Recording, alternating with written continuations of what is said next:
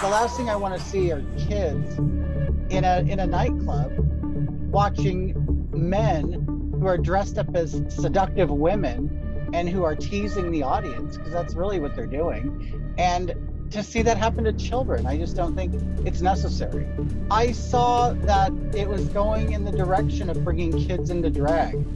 And I just don't think it's right. I know it sexualizes children, and it's an adult space. And why would anybody want a child in an adult space? The last thing I want to see are kids in a nightclub watching men who are dressed up as seductive women.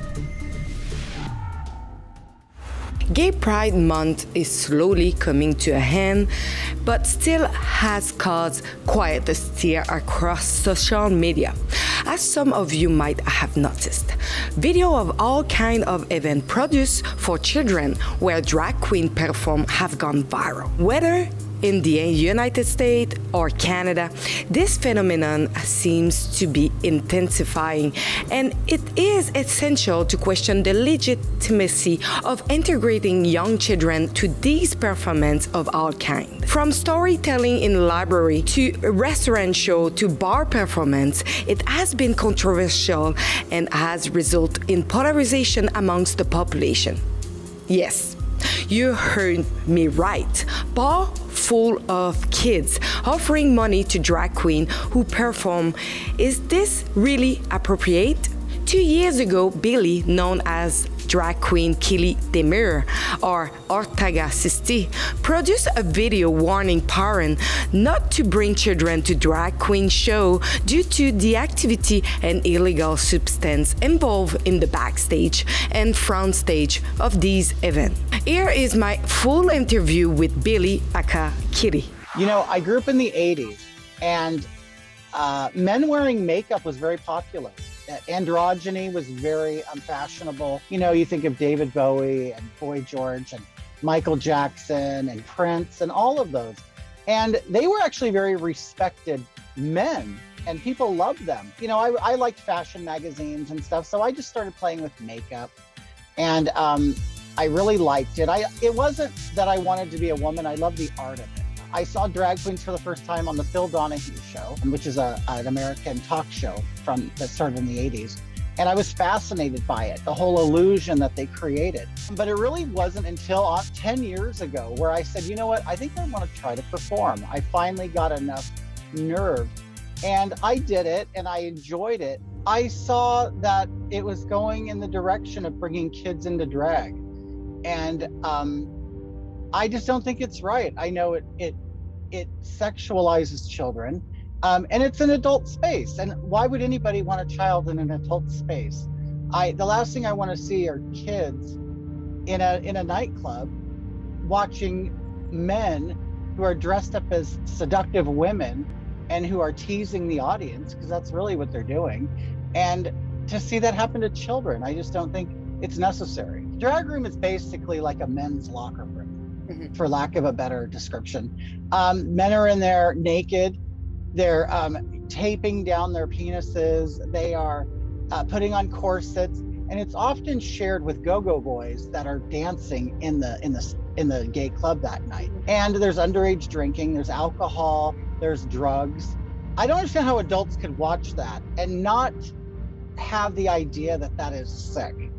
It's, you know, I'm not saying that drag queens are molesting the children. I'm not saying that, but they are bringing them into an environment that they don't belong in. I saw a picture of a drag queen who goes by the name Violet Chachki. I've worked with her before, and I saw a picture of her with just tape on her private parts, with a child right there, and I just thought, why would you put yourself in that position? How would you feel if you were performing in front of children? I wouldn't. I just wouldn't. I mean, I understand that ultimately the responsibility is up to the parents.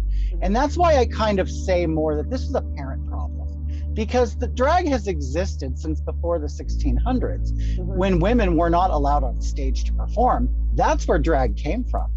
And it's existed all this time. And I just don't understand why a parent, and it's typically the mother, would drag their kid to a drag show. It doesn't make any sense to me. And I think like I said, the responsibility is on the parent. The drag queen is just working. They're just working. It'd be like a woman stripping in a strip bar and they bring their kid in. Me, as a modest person and one who cares about the over-sexualization of children, I would stop performing and I would just walk off the stage. It's the LGBTQ community who will attack me, and they'll report all of my material and content, and eventually I'll just get kicked off of social media. In fact, today I'm getting hate from the transgender community because they think I mock the transgender community. And you know, I think a lot of it's just sport. People like to fight and argue. And as far as I know, well, I am permanently banned from Twitter. I have tried to get back on. I can't. TikTok's more forgiving. You can go on there and start new accounts. But I have been deplatformed from Facebook before. The only reason why I have an account is because I had someone on the East Coast create an account for me, and then they sent me all the information to get it. But there are ways around it. They're really pushing the transgender agenda. And, you know, just because I think the whole LGBT community then gets lumped in with it. I honestly think it's pushed by pharmaceutical companies, because, I mean, medicine is right there to support it. And of course, they're the ones that are there to make all the profit from surgeries, hormones, puberty blockers, things like that. And even detransitioning. There are people who do detransition that people don't talk about. But I, you know what, and just think about it. If you have a child that wants to wear male and female clothes, that sells more items. You know, I think it's honestly retail. I think it's pharmaceutical. And I just think there's money to be made on it.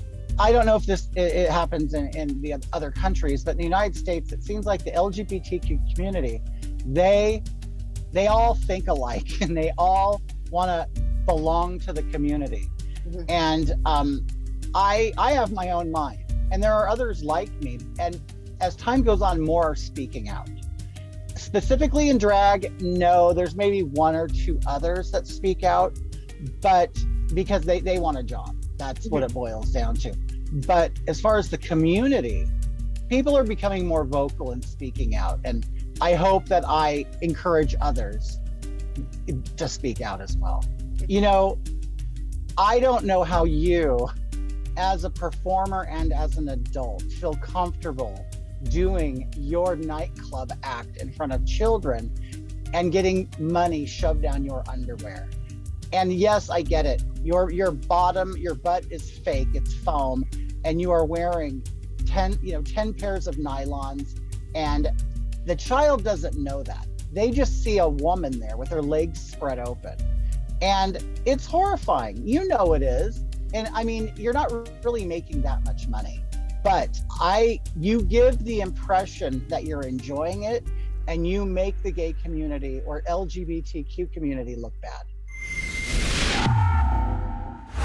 So as you know, we have many ways to encourage our journalism, and one of them is to get a merch from our store. So you can do so at rebelnewsstore.com. And for Canada Day, we have a code Canada25. So when you buy one, you get one for 25% off, and we do deliver worldwide.